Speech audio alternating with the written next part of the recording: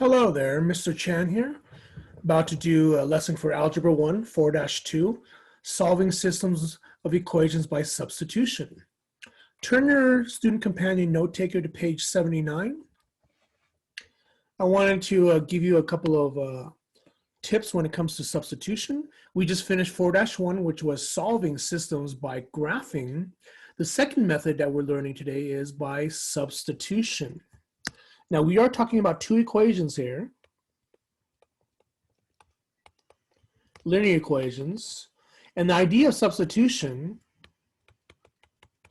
involves a couple of steps. They are, write this down, isolate a variable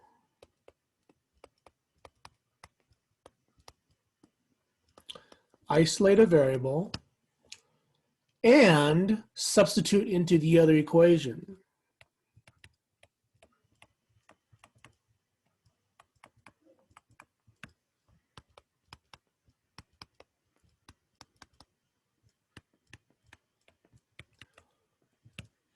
Then from there, you want to solve for the variable and the other variable.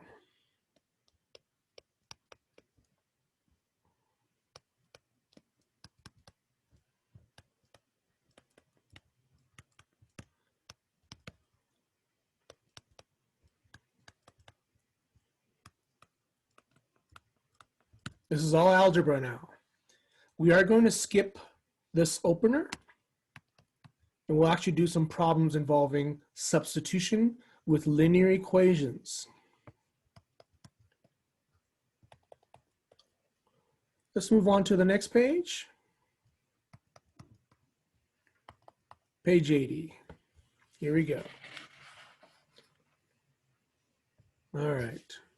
So in the last section, we were graphing lines and saw where they cross or whether they were parallel or whether they were the same line. Same kind of idea here, but involving algebra. So just a reminder, we want to isolate a variable and substitute into the other equation, and we want to solve for the variable by doing operations in reverse. Here we go. Look at the first one, example 1. We have use substitution to solve each system of equations. Now take a look at your choices here. We have x equals y plus 6 and x plus y equals 10. In a way, they kind of isolated a variable for us already. They isolated the letter x in the first equation. Yay, x equals to y plus 6. Take what x equals to and substitute that into the second equation where x exists, which is right there in that spot in the second equation. X plus y equals 10 now becomes, parentheses represents the x now, plus y equals 10. Instead of x, I'm now going to replace x with y plus 6. What that does, it kind of makes the x go away, leaving me with a single y. All I have to do now is solve for a y, clean things up. Combine like terms, we have a y and a y. Technically, there's a 1 in front of those y's. 1y plus 1y is 2y. Bring the 6 down, equals 10. The rest is just solving that equation by isolating y. Let's undo operations. We do need to get rid of the 6 first on both sides. 2y equals to 4. And then finally divide by 2 to both sides. Y equals 2. That's half the answer. Yay.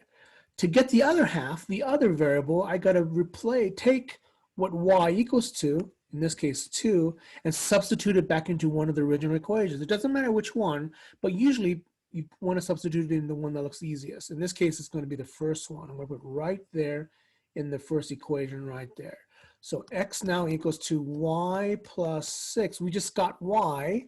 Plug in that value, 2. Remember 2 we just got a second ago, into that equation from the original system. 2 plus 6 is 8. Dun, dun, dun, dun. Yay, there it is. Final answer is a coordinate. They do have one solution here, and that one solution, be careful which numbers you put down. X is 8 first, 8, and then Y is second, okay? Sometimes they're kind of flipped around. And there's your final answer, 8, 2. If you graph these manually by hand, they will cross at 8, 2. Any questions about 1A? All right. Let's try 1B. Taking a look at that, kind of interesting. They've already isolated Y already, which is really nice. We don't have to do any rearranging there. Y equals to 2x minus 1. Plug that into the second equation of Y exists, which is right there, okay? Let's rewrite the second equation now. 2x plus 3y equals negative 7. I left a big blank there. That blank I'm going to put in what we have isolated in the first equation, 2x minus 1. The rest is just simplifying and undoing operations.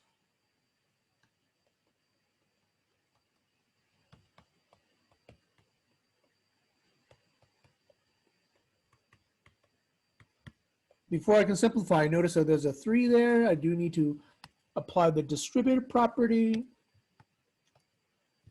We're just cleaning up right now. So 3 times 2x is 6x. 3 times negative 1 is minus 3 equals negative 7.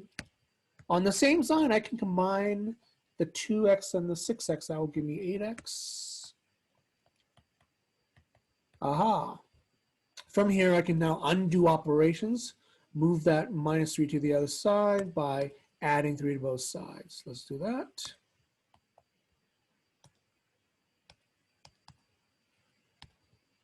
If I do it to one side, I gotta do it to the other side. 8x equals 2, negative 4, divide through by 8. And this happens sometimes. We get a fraction. Not too big of a deal. Negative 4/8 reduces to negative 1/2, okay? We do need to substitute what that equals to into one of the original equations. In this case, I'm going to substitute back into the first equation. Here we go. Whoa. Put it right there. Okay. Y equals to 2 times x minus 1. The answer we just got a second ago is negative 1/2. Not too bad. 2 times negative 1/2. The 2's go away.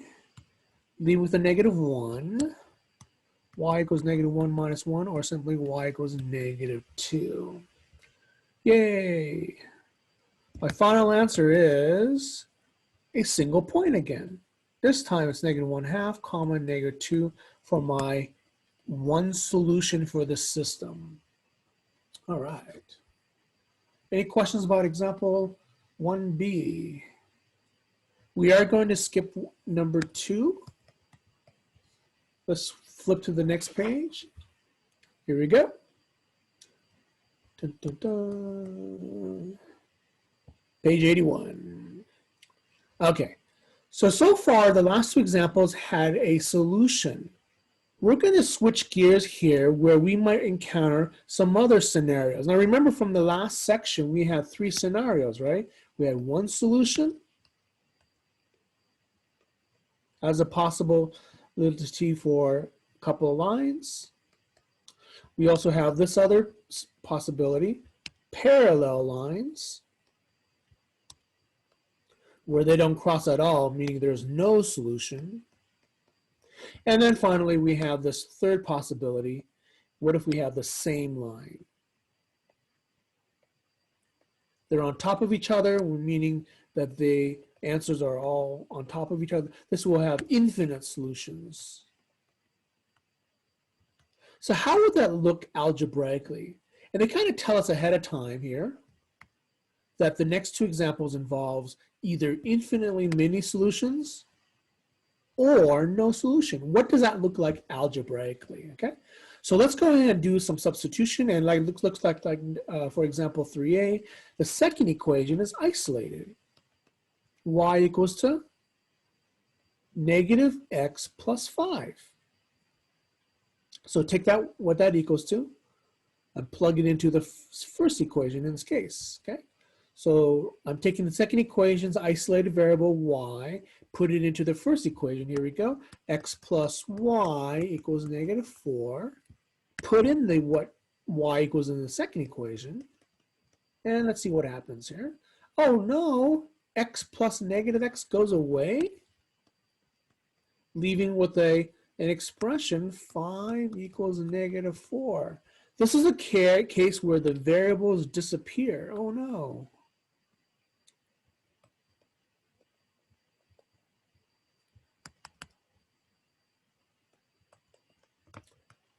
There are no variables left. So we know we have one of those situations, either parallel lines or the same line. So what you want to do is look at what's left. Does that expression 5 equals -4 seem correct or not correct? In this case, this is false. When it's false, it means that you have no solution. And that's it.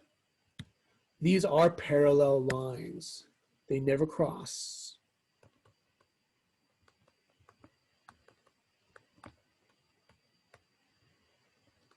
And that's it. You move on, okay? Hey, let's try the next one, 3b. All right. 3b's first equation is isolated, very nice. It equals to -2x plus 5. Let's put that into the second equation where y exists right here. And let's see what happens. Here we go. 2x plus y equals 5. I make a big blank there for y. The y we are putting in is -2x plus 5 in the first equation. Hey, look at the two x's. They go away, leaving with an expression. Hey, don't forget, this is a situation where the variables disappear again, like the last example.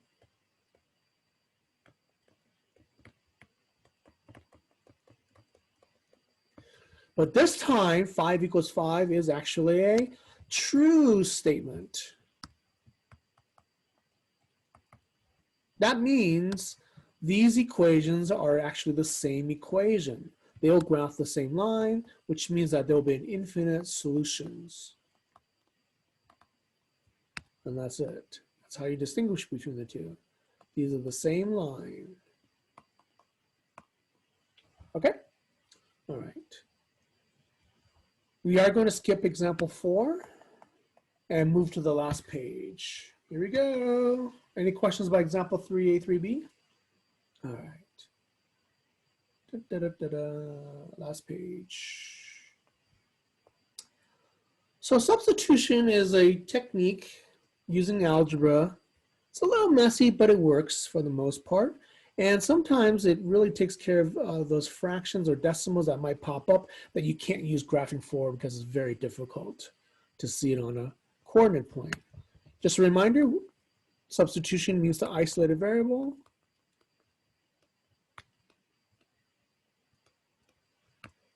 And substitute into the other equation.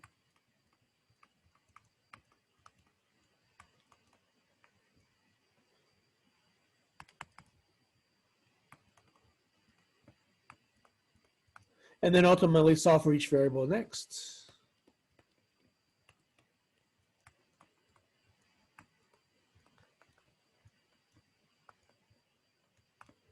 All right, look at number 5. Looks like they have y equals 6 minus x already isolated. We're going to plug that into the second equation right there where the 3y is. So let's replace the second equation with a new y. The new y is 6 minus x. We do need to simplify that by distributing the -3 there. Be careful there. 4x minus, let's see, 3 times 6 is 18. Oh, did I put a 4 there? That was kind of weird. Sorry. That should have been 6 minus x. Sorry about that. And -3 times -x is positive 3x. That was weird, wasn't it? Okay. Clean up the stuff on the left side. We have 4x plus 3x. That can be combined together. That'll give me 7x equals 18. Alrighty, let's move this to the other side. running out of room there. I'm going to go ahead and add 18 to both sides. That'll give me 7x equals to 14. Nice. Divide by 7 next. X equals to 2. Half the battle. Yay. I got to plug x equals 2 into the first equation. Here we go. Whoa, right there. That'll give me y equals 6 minus x. X we just got as 2 a second ago. Y equals 6 minus 2 is 4. Final answer, 2, 4 is the intersection of those two lines. Not too bad. All right, number 6, here we go. Let's just keep going. We're isolating x in this case. Nice. And that equals the negative y plus 3. Plug that into the second equation's x spot right there. 3x minus 2y equals negative 1. Distribute the 3 to the replacement there. We'll get negative 3y plus 9 using the distributive property. Minus 2y equals negative 1. On the same side, we need to combine like terms. Watch out for those y values. Negative 3 and negative 2 become negative 5y. Plus 9 equals negative 1. Let's go ahead and start undoing operations now. Subtract 9 to both sides. Negative 5y equals negative 10. Divide through by negative 5, the leading coefficient there. And that gives me y equals positive 2 because the negative divided by negative is a positive. Yay. So there's my first half of the answer. Got to plug that into right there, my first equation. You can always plug it into the second one, but the first one seems like to be the easiest. So now we have x equals negative, careful here, that's negative y plus 3. That negative sign is not part of the y, it's part of the equation. We are putting in a 2 in that spot. X equals to negative 2 plus 3. That means x equals to positive 1. Be careful there. Final answer, 1, 2. Woohoo! All right. Looks like we have 2 more to go. Not too bad, right? Not too bad. All right, let's try number 7. Oh, number 7 is a little different from all the ones we've been doing today. Everything's been isolated for us in one of the equations, but here we don't have that situation. We can isolate any of those 4 choices there out of those 2 equations. We have a 3x and a y and an x and a 2y. The easiest looking one looks like this x right here in the second equation. To isolate it, we do need to move the 2y to the other side. Let's move it by subtracting 2y to both sides. Okay? That means x equals to 6 minus 2y. And it's now isolated. We take what it equals to in the second equation and plug it into the first equation right there. Let's do it. Negative 3x minus y equals 7. I'm putting in 6 minus 2y. I do need to apply the distributive property with the negative 3. Let's do that. Negative 3 times 6 is negative 18. Negative 3 times negative 2 is positive 6y. And the rest is just simplifying things as best I can. 6y minus 1y is 5y. Be careful there. That's a 1y. Don't make the y's disappear. That doesn't work that way. So 6y minus 1y is plus 5y equals 7. Now we're ready to undo operations and isolate y. Let's add 18 to both sides. We have left 5y equals 25. Very nice. I love it when numbers come out nice and equal. Y equals 5 when I divide by 5. Careful, that's only half the answer. I do need to plug that answer into, actually it doesn't matter which one you plug it into. I'm going to plug it into the equation that we just got by isolating x right there. So in this case, x equals to 6 minus 2y. The y value we just got is 5. That equals to 6 minus 10. That equals to negative 4. Yay. Now this was a little backwards. My final answer is negative 4, 5. Okay. Whew. Not too bad.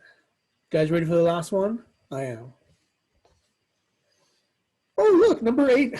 They have the second equation already isolated. Very nice. I don't have to do any rearranging. I'm going to go ahead and take that 2x plus 2 and plug it into the first equation right there. We now have 6x minus 3y equals negative 6. That big space is for the substitution. Distribute a negative 3 to simplify. We have 6x minus 6x minus 6 equals negative 6. A lot of 6's there. 6, 6, 6, 6. 6x's go away.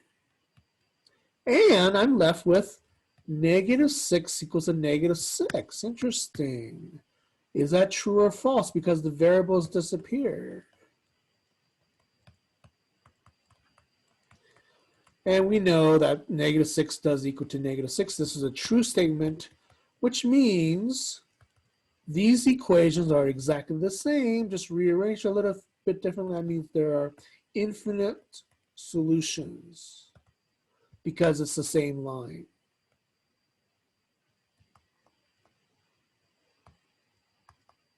Same line. All right. Well, thanks for hanging in there. Appreciate it. If you have any questions, let me know. We are done. Have a good day. Bye-bye.